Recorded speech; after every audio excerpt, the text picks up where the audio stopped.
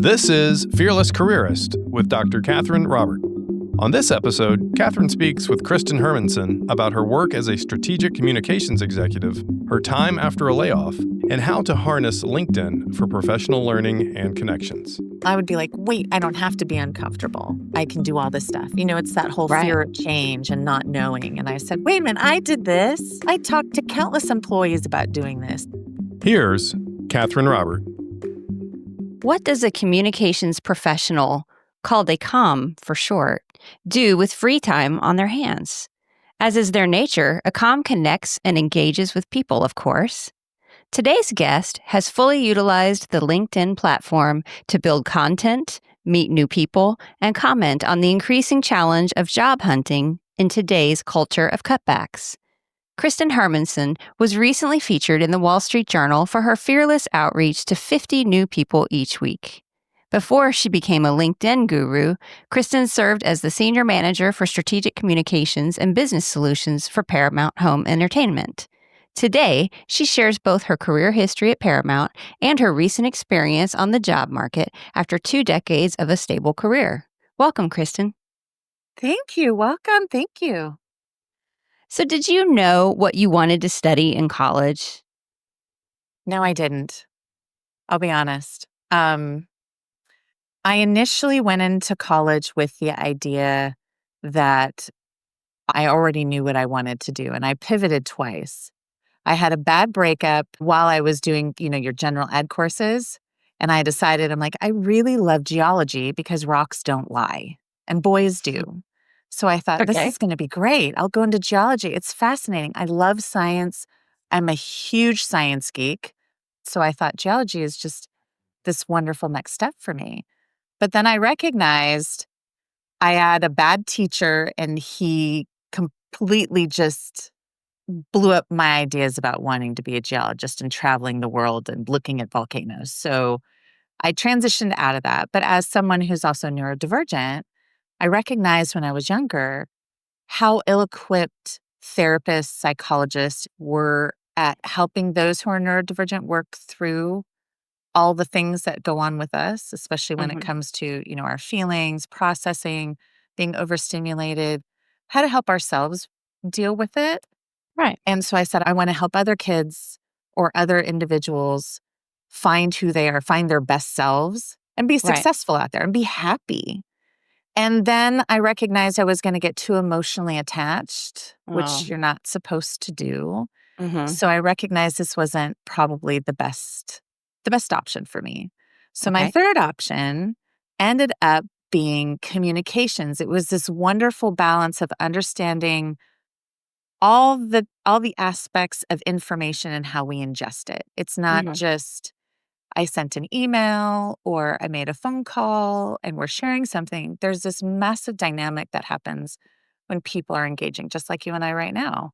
And that fascinated me. And so I ended up getting into the business of communication at Loyola Marymount, which was an amazing journey for me. And then graduated, and I thought, ooh, what do I do next? And being in California, I thought, I want to be in the entertainment business. But I had never heard communication used. Like that wasn't a workplace term that was really used at that time. So there was a bit of a struggle to kind of figure out who I was after college. But I will tell you, as someone who looks back at it going, I'm glad I made those changes for myself in the ability of growth. It's wonderful to say, hey, this wasn't good for me. I'm going to continue learning, and I'm going to find the thing that really resonates with me. So you started as an executive assistant at MGM. How was that job?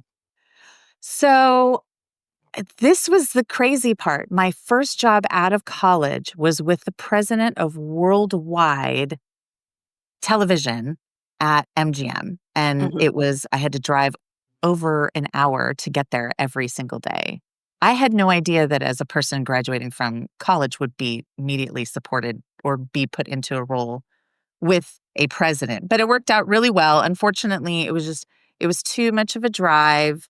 And all the things that are in the Me Too moment happened, not bad stuff, but just stuff that I just said I can't be in this position with this person any further.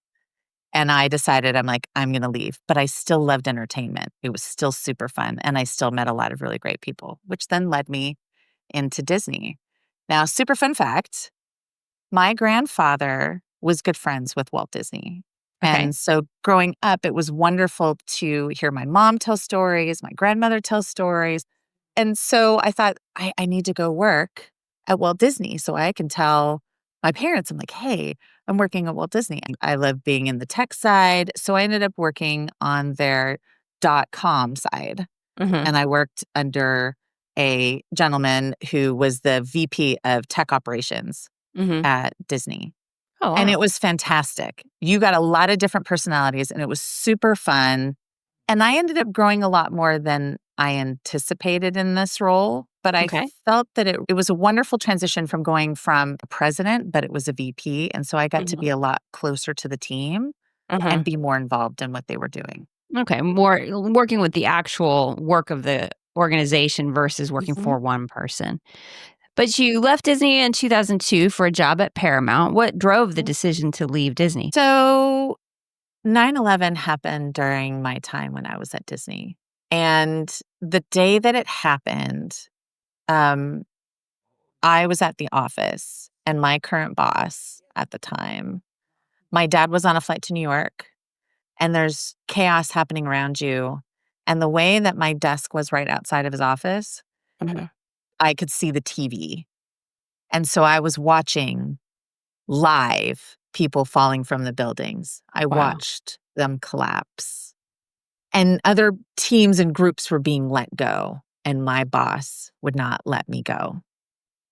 Wow. So I had to stay At work. until 6 p.m. at work, Wow. not being able to get a hold of my dad. It's the fear of going, I don't know what's happening. And there's Right. chaos surrounding you. And during times of chaos, you need to be able to connect with other people. And I just couldn't. My head was in a completely different spot. And I remember Disney did a beautiful memorial, I think about a week or two later, maybe 2 weeks later, and Mhm. I was on the Disney lot, and we had a soul like a solo bagpipe player walk, and we Wow. were all in tears. We were just hugging each other, and it was wonderful, and my boss at the time got mad at me because I went, and he didn't understand why I needed to go. And I just said, I don't, I can't, I can't look up to you. I can't respect you. This is really hard for me to wrap my head around. And we work at we're lucky to be able to work at Disney, Mhm. but this is not a safe place for me to be in. And I was really, I said, I'm so glad I got out. I'm so glad I got out. Sometimes, when we talk about leadership that you can't really be around, Mhm. if you have the opportunity to get out, I would say get out. Mhm. Like nothing is worth your mental health at ever, ever, Mhm. ever. Um, so I found this opportunity at Paramount to work for the SVP of domestic sales for their home entertainment piece. And I thought, Mhm. oh, this is cool.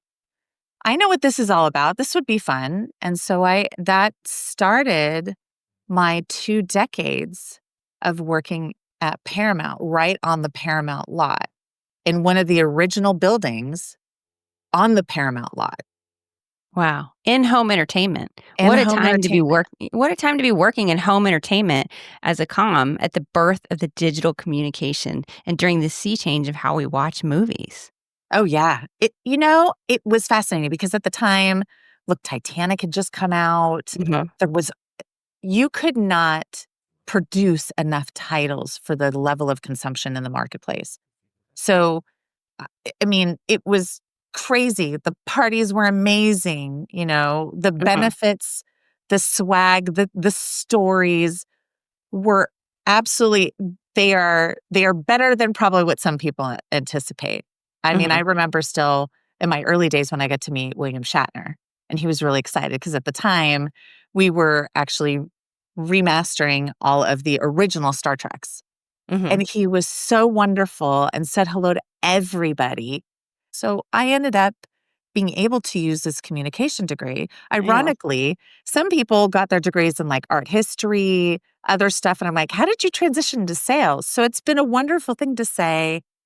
I actually got my degree in communications. I had to write a thesis to graduate. And I then was able to continue to move forward in my growth of what comms could be. Right. So I look at it as kind of like the birth of communications. And I was very lucky Right. that when the team was starting to happen, I was one of the original people. Now you moved up several times. You're very successful at Paramount and eventually landing the senior manager position in which you advised executive leadership, brought in several updates to office technology, such as document sharing, and led two major updates to how information flowed throughout the company. Mm. So, two questions. What are your favorite parts? And then what was the most challenging in those leadership roles? Ooh, okay. So I'll start with one of my most favorites. I am very lucky that I had an amazing mentor early on in my tenure at Paramount. And Hmm. she challenged me, she supported me, she helped me, she listened, she gave me great feedback. And that changed the trajectory of where I wanted to be as a leader. Oh, And great. I should say there is a difference in managing and leadership, and anybody can have a leadership role, even an intern. So I don't want people to think that leadership is only those who are VP and above. It's not. It's a mindset and how you actually approach your work. So I was very lucky that I had a mentor that taught me what real leadership was, Hmm. and I then started applying those things to everything that I did. Hmm. And I made sure that no matter who I engaged with, there was a sense of trust. You can come into my office, you can shut the door, you can vent as much as you want to, and we will come to a conclusion or what should we do next? Yeah. But also at the same time, you could come into my office with the door open and you're like, I just need someone to bounce ideas off of. And I could Right. help them go through it. Ironically, the psychology part actually really helped me with this piece. Hmm. And I think really making sure that you lay down that foundation of trust is so important. And because I Hmm. did that, I think that's why I was able to garner the trust from senior management so they could trust me with projects. Hmm. So I wasn't micromanaged. They knew that if I Oh, said I was great. gonna get something done, I would get something done. I Hmm. also started recognizing that there should be no fear in asking questions. Hmm. I think it's a mistake for a lot of professionals, whether you're early in your career or you're later in your career. You may be an expert at one thing, but you may not be an expert at a lot of things. So by asking Right. questions of said experts, you end up getting a lot of this information. And you Right. then become a more powerful, more integral part of your team or the division. I Hmm. was curating connections and relationships within multiple teams.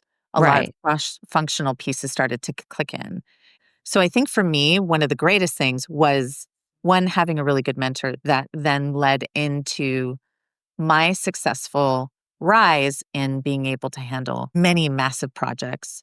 I think Hmm. one of the biggest challenges I had, though, was when the business started shrinking, Hmm.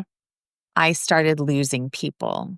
So, home entertainment, the market share has decreased. We're now moving to digital. And so, as the market started to shift, the division started being affected by it. And by Hmm. the end of my tenure there, I was the lone person standing. I was the only comms person Mm. for all of home entertainment. And so Wow. what that meant was is that I ended up not being able to have those moments of free time Hmm. to think out how can I make things better. I was literally just trying to make all the things that we were accountable for Right. happen. And I was right at the precipice of going, and unfortunately, my number got called. And so I had to offer myself as tribute. And I was then let go of Paramount. And I wasn't necessarily sad about that either, because I didn't feel that I was evolving like I wanted to. I had all these amazing experiences. I was very content, very humble. I was very grateful because on the side of doing just the senior management piece or that role, Hmm. I also was co-chair for our employee resource groups. And so I Mhm. was working under the Office of Global Inclusion. So there were a lot of internal comms. We were doing resources. We were the eyes and ears of the employees. So it was amazing to be able to do all of these things. And I don't think that Paramount would have progressed to have some conversations about neurodivergence in the way that they did for the Yeah. last, I would say, 6 years. People trusted me about everything. I could make calls on a lot of things, Right. but I wasn't allowed to be great at some of these things that needed to happen for us to progress. And Yeah. so when my time was up, it was like, okay, what do I do next? All right. So it's February 2024. You're Yeah. laid off in the broad reorganization of the time. What went through your mind at the time?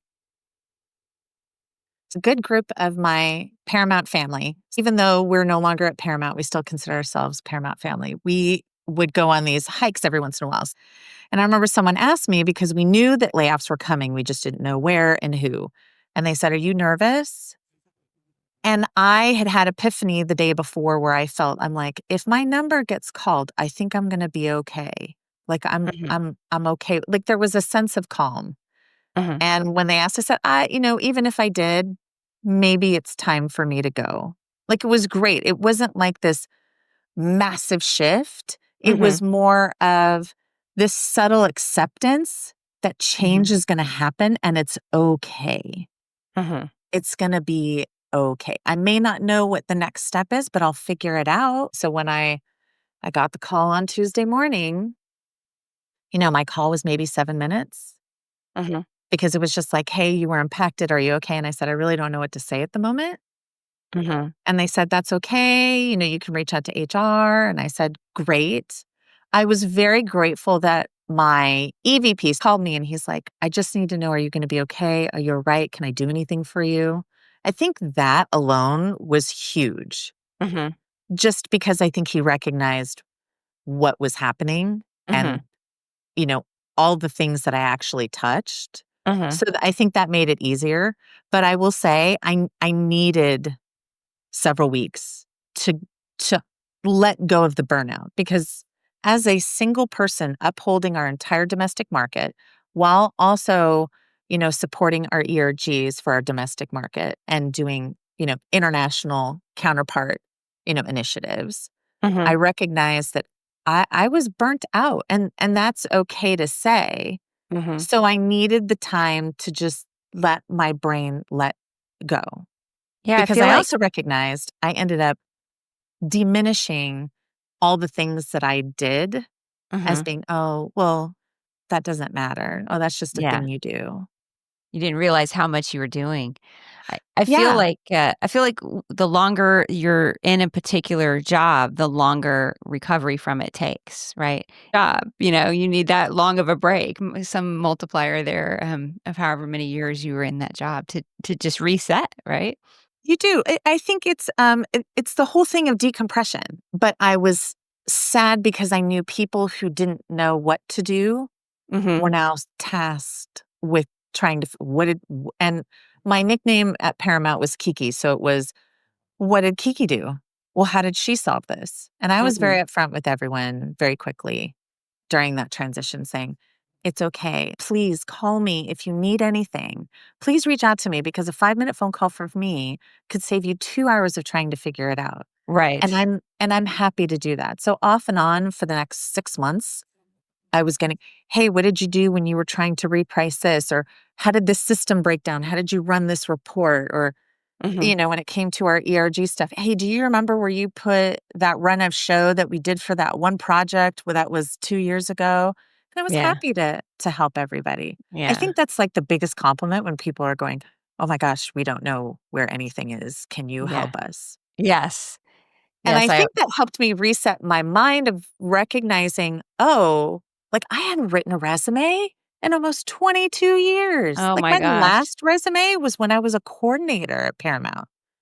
So So, I you had didn't to know what relearn to all that. do. Okay. What kinda job did you initially look for? I think when I came out, I knew pretty quickly I didn't wanna go back into entertainment. I had done that.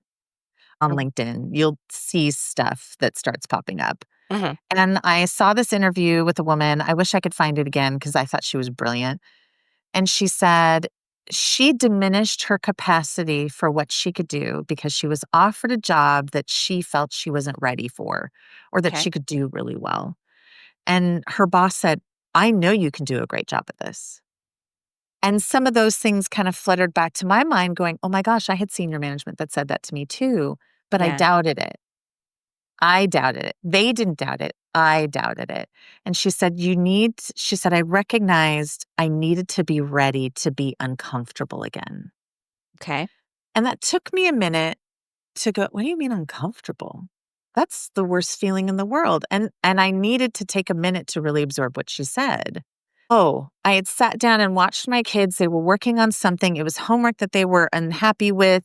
They didn't want to do it because they couldn't figure it out. And I went, oh, that's what uncomfortable means. It means I have to be tasked with doing something that I may not have done before. So now I'm feeling uncomfortable because I don't immediately know what to do next. And I recognized that pretty quickly for myself. I didn't know what to do next. But then with my reframing it in my mind, I went, oh, wait a minute. Why does this always have to be a negative? I do this self-talk with my children, and I encourage them to have this self-talk. So how am I supposed to be a mom and a role model if I am not doing it for myself? And there was a level of fear, which I will admit openly to everyone. My weakness is fear. I recognized, especially over this time in my moment of transition, that fear really can hold you back and it can shift your mindset and it can put you in places that you shouldn't be in. And so I had recognized when I was fearful or uncomfortable at work, I would be like, wait, I don't have to be uncomfortable. I can do all this stuff. It's that whole fear of change and not knowing. And I said, wait a minute, I did this. I talked to countless employees about doing this. So wait a minute, I need to do this I can go for ask myself. questions. Yeah, I can go ask questions. I can learn how to maximize my key phrases so that the algorithm will pick up, Oh, the I didn't even resume. I didn't even recognize that. I was fearful of putting up the green banner because I Yeah. knew that by having that green banner up, I was admitting openly that I didn't have work. Yeah. I recently did a post about what it was like to the current state of layoffs and Right. why are we having so many layoffs, but we're having record profits. Since Right. September, we had almost 1 million people laid Mhm. off, just laid Mhm. off. And so there are all these amazing, great people on the market now who were doing great work, who are now laid off. And I recognized very quickly, wait, I'm a great person. Just because my number came up doesn't mean that I'm any less. So I Mhm. recognized I needed to get my head around what does transition really look like? Mhm. Where do I want to go next? And I wasn't Okay. quite sure what to do. So what do I do best? I research, I find the patterns, I go and find all the information. So I went to The Economist, I went to the New York Times, LA Times.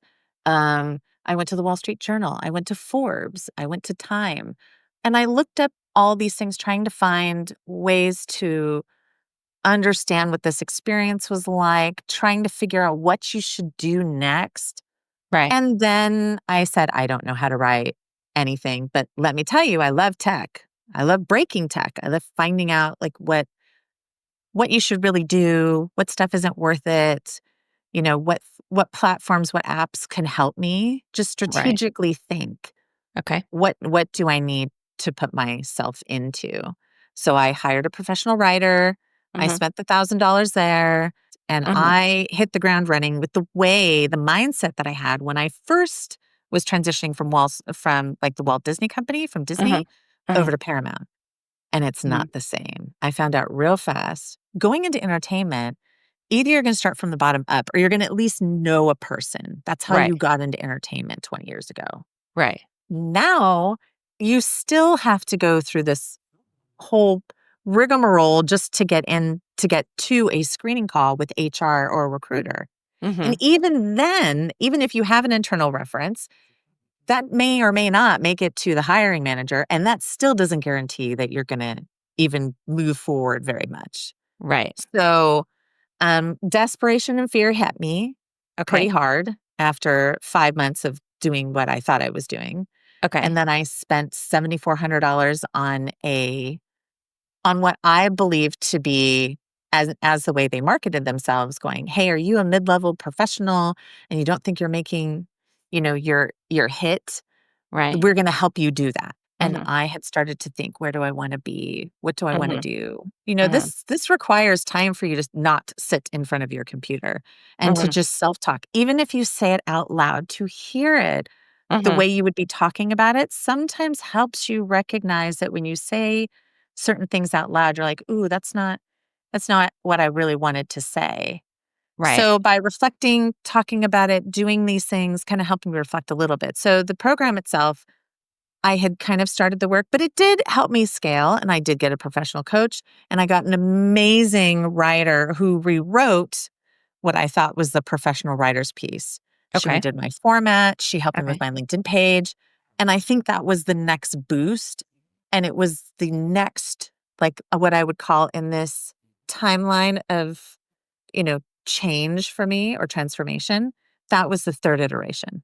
Okay. Which, if you haven't looked at Kristen's LinkedIn page, I recommend it. It's pretty extensive. I felt like quite a slacker after looking at Yeah. Kristen's page. But you can see where the value of that professional attention, right? Yeah. Now, when did Well, you start reaching out to the strangers, so to speak? You said you started reaching out to 50 strangers a week. Where did the that come starting from? reaching out to strangers was when I did this third transformation of myself. So this was the Okay. time when I was like, okay. So I started this professional career coach, like, and they said, you need to write a somewhat canned response to at least 25 to 50 people a week to try and do these coffee chats. Okay. So that way you can create these connections, because there are times where there will be roles that are open for you, but Mhm. they may not be posted. Right. And I thought, I'm great at communicating. I can make friends with everyone. So I thought, this is easy. No, Okay. it's not. No, it's not. Because Okay. to me, it came off as not being authentic. And I Okay. recognized very early, this doesn't sound like me. It doesn't Yeah. feel like me. But I said, trust the process. All You right. don't know what you're doing. You haven't been on the market in 22 years. You need to go through this. So I said, okay. And I did 3.5 months with that. And then the fires happened Mhm. for me in California. I Oh, am about 5 miles from the western front of the Eaton Fire in Southern oh, California. scary. So during the Eaton Fire, I started recognizing, I said, this isn't me. Like I don't feel like myself. And Mhm. I decided, I'm like, I'm going to make a change here. And then I Mhm. reached out to the next coaching group, which I found out actually was supported by Paramount. And I got 2 months for free, but they actually had webinars that I could go to, and I could engage with other people, and I could hear stuff. Mhm. And then me loving my data, Mhm. I was like, I need to go out and start seeing, what are the algorithms on LinkedIn? What's actually happening? And I Right. decided to change. Instead of just sending a note and hoping that someone would connect with me because I personally wrote something. And Right. by the way, to anyone who's listening, if I wrote you a personalized note, I wrote each and every single one of those specifically for you. I recognized I wasn't getting the engagement that I wanted to. Okay. So I said, "Hmm, maybe people feel uh, like it's too intense." Maybe Okay. that's not the exact wording I want to use, or Well, it does feel, any kind of one-on-one communication now versus that generic, watching a screen, it does feel more intense, doesn't it? I think it does. I genuinely, as a person, I think it's great when someone personally writes me a note, but Mhm. I may not be everyone, and I'm very cognizant of that. Right. So I then tried to think about, okay, so how would it be for someone else? There was a great example. during this time where I was still with my third transition, which then my fourth transition was earlier this year. During that third transition, I had reached out to someone at a company and wrote a personal note. She connected with me. And then I thought, oh, there's a role that's open. I don't want to say, hey, I want to meet with you because there's a role that I saw open in and around your team. I decided, I said, you know what I'm going to do? I'm just going to ask her for a coffee chat. It was a very non-threatening. I just said, it sounds like our careers are very linear. And I would love to just have a coffee chat, 15, 20 minutes, just to hear about your career journey. And she unconnected with me. Well, that Yeah. answers that question. So Wow. then that was the catalyst to then change how I engaged with people on LinkedIn. And I said, okay, I'm just going to pick people. Maybe they have really warm photos on LinkedIn. Cool. I did not care what industry you were in. I didn't look specifically for comms people. Ironically, when I started this journey, I had 364 connections on LinkedIn. Okay. I now have over 3,000. Wow. So I recognized it's a lot easier for the people in different countries, whether I'm connecting with people in Italy or India or Dubai or Australia or Scotland, Ireland, the UK, Canada, Mexico. I was able to make all these amazing connections with people just by hitting, I want to connect with you without any message, nothing. It didn't seem like I was trying to get you to do something for me. It Right. was very just, hey, let's just connect. Yeah. And it was a very easy lift. And so I decided to commit back in, I think, once we got back into our house and things started slowing down, like in late February of this year after the fires, Right. I then decided I'm going to commit to sending 50 to 100 connection requests every week. Right. And I will consider it a win because I think you get like 100 a Okay. week Oh, or okay. maybe 75. I didn't know I there was can't a remember limit. what their limit is. It's good to And if know. I hit my limit, then I've done a good thing this week. Okay. And I kept doing that. I also started making sure that what I was doing was trying to read and engage with people who were not my firsts because they were already my first. I'm going to see their stuff on my feed. They're going to comment on my stuff, or they may or may not, but it's easier for me to engage with those people. So I need to reach out to the people who I don't have a connection with. Right. And that allows me to hear more voices. It doesn't feel like you're in a silo. And I started noticing that there was a lot more engagement. And I've met some amazing people just by writing comments, like meaningful comments on people's posts. Yeah, I've read them and I can't agree more, right? If you've gone to the trouble to write a kind of a motivational post, all you want is for someone to say something really insightful back, don't you think? Knowing that one person read it Right. and it made them feel a certain way, hopefully in a Right. positive way. Like you don't want to hurt anybody's feelings. And so Yeah. it was wonderful to have people write back. And then all of a sudden my comments were stirring other people to look at my profile and wanting to friend me. So there was this wonderful waterfall effect Okay. of Good. doing all of this, which all of a sudden I went, oh, so this is how it works. This is how it's supposed to be. But amazing enough, someone posted about this and I couldn't agree more. The secret sauce is for LinkedIn. Hint, hint, there is no secret sauce to LinkedIn. Just do it. Just get in there, right? I think look, when you're able to position yourself as just being an authentic person and talking about topics or saying things that are going to resonate with people. Sometimes some of the posts that I've done, I thought were masterpieces Right. and I got zero engagement. Or, you get some people to like it, but it didn't hit the way that you wanted to. Right. Ironically, this is what comms people do. Like we then go, okay, what do we need to do? Like- I would say I was just in a podcast called The Comms Connection. Now, Right. I would have never in a million years been ever to connect with Sharna. And we had a 2-hour talk She's, on Ibiza, an island off of Spain. That's Yeah. where her home base is, but she does a lot of stuff in Dubai. And her and I connected. We were just two comms people venting and cheerleading each other, Right. supporting each other and lifting people up. And she ended up going, you know what? I'm going to start the comms connection. And so our topic that we talked about was about brand ambassadors and Right. how companies should be using, the powerhouse of communication to be able to foster these things, especially on LinkedIn, where I think there's so much that Microsoft could be doing with it. That doesn't mean that the people who are on LinkedIn, wherever they are on the planet, Right. couldn't be leveraging LinkedIn in a meaningful way. And I think Right. We don't need to serve their purpose on LinkedIn. We can use it for our own purposes, right? oh, absolutely. Look, and several communicators who I've met with who are all amazing. They're all great talents. And I'm super thrilled when I hear that they're hired. Do I also feel a ping of, man, why am I not picked up yet?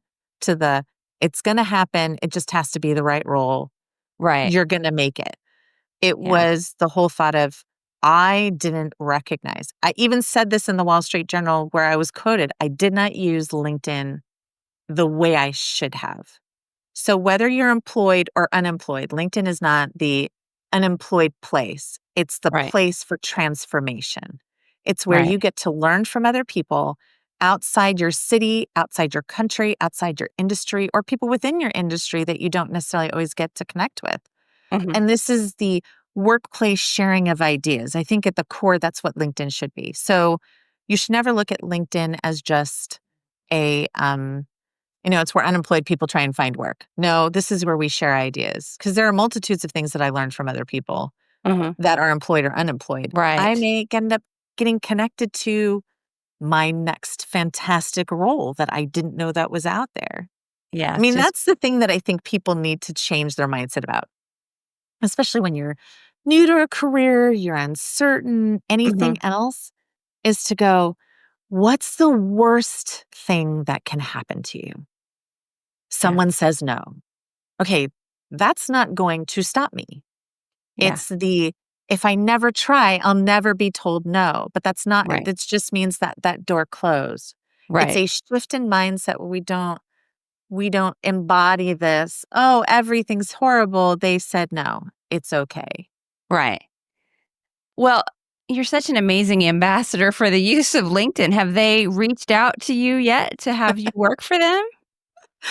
No, wouldn't that be fun? They should definitely engage with you to help get ideas on how to improve the platform, right? You have lots of Oh, ideas. I would love that. Look, and one of the things that I did when I was at Paramount, which was kind of a joy, I loved it, is our IT team would say, "Hey Kiki, can you get onto this system and see how it works?" Especially if we were doing a business transformation and we were going to be launching it. And IT knew I love breaking new tech and I love being able to go, hey, let me give you some thoughtful feedback about it. These are some of the things I suggest. But hey, if LinkedIn wants to go, hey, how could we make this better? I'd be like, let me tell you, here's my Let list. me tell you. Oh, So, here's my list. are you looking outside of communications jobs at this point? Yes. And that wasn't necessarily something that I initially had looked at. Look, I Right. love comms. I love everything that it does. Yeah. But as you're going through this transition and you're thinking about what you do Mhm. well Right. or these innate talents that you Mhm. have. Right. So, yeah, I think I have decided to look at roles and I'm selective about it. So am I sticking to calm stuff? No, because I've found that there are a lot of things that have a communication aspect, Right. but sometimes it may be in tech and they're like, well, we need someone to be a chief of staff. Right. So, yes, Which it I have really it worked with. helps to have that perspective in a chief of staff role. Oh, absolutely. So and by the way, I had my current mentor, she's lovely. Um she had said, "Did you ever think about being a chief of staff?" And I said, "No, that's just an executive assistant." She's like, "It is not an executive assistant." And I said, "Let me think about this for a minute." I went, "Wait, I could do this." And so, yes, am I looking at chief of staff roles? Yes, Oh, because as a yeah. comms professional, there's so many things that actually marry very well with that. Yeah, And I was I had hoping. done executive, administration with several high-level executives. So I think looking at the job descriptions instead of just the heading of it, Right. does it say communications specifically in it?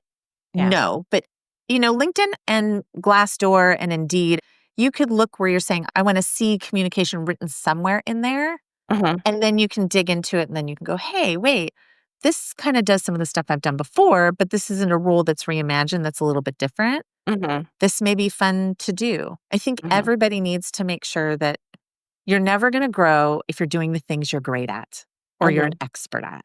And side note to everyone, when you're listening to this, when I find a job description and they're asking for a requirement or a skill and it's something that I played with, but I don't have anything specific, go on to LinkedIn Learning and get a certificate. Uh-huh. And that will add then to your profile because Uh-huh. you never know when you have recruiters looking at your profile or other people that are looking at your profile. To see the list of certifications that you have Uh-huh. is a huge bonus. Right. You should always be proud of when you hit those milestones. Right. So if you look at my LinkedIn certifications, they're not all directly related to communications. Right. There are lots of different things that I found that have been pulled out from job descriptions. I said, ooh, I should probably get better at this. Uh-huh. Uh-huh. That's exciting. Yeah. So, what career advice do you have for young professionals who are just getting started in their first job? Ooh, first job. Please, please, please be kind to yourself. Just recognize sometimes you're going to be the bottom feeder and it's okay. And it's not personal. It really isn't. It took me years to recognize that when things went wrong, every time something didn't go the exact way you had it planned, Uh-huh. there's a nugget of growth that you can take from that. And if you can embrace that and use that as fuel for being better and asking questions out of that, that would be my biggest tip for you. I think coming in with the right mindset when you go into your first job, coming in with the mindset of going, I'm growing from this position, I'm going to be better. Right. But you don't have to be treated badly. You don't have No. to, be harassed. But in all other circumstances, right? If you can stick it out and grow. And I will say the biggest pieces of leadership or how I wanted to evolve Mhm. in my career, learn from people who I didn't want to emulate. So I would see behaviors or treatment of people and I Mhm. said, I'm not going to do that. Mhm. Yeah, And that's and useful. if you are in a toxic situation, try and get out of it if you can. But if you're like, I'm on my own, this is the only job I have, please Mhm. make sure you take care of your mental and physical health Yeah. because that's yours. Don't let anyone steal that from you. Yeah. But I will say some of the strongest friendships I have ever created, Uh-huh. whether I was at MGM or Disney or at Paramount, came from mutual things where we were like, we don't like this. Like if you have a common target where you're going, this is not a good person or we don't Mhm. like this, those bonding experiences will tie you to each other for life.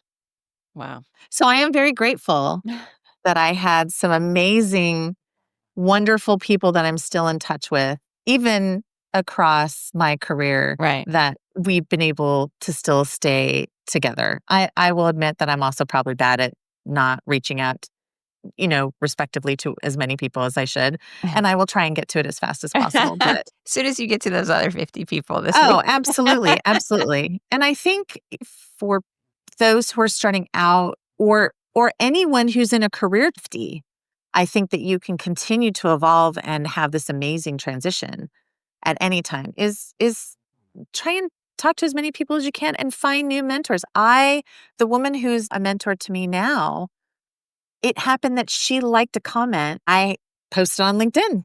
I ended up having a lovely time with her, and she's now become an amazing mentor.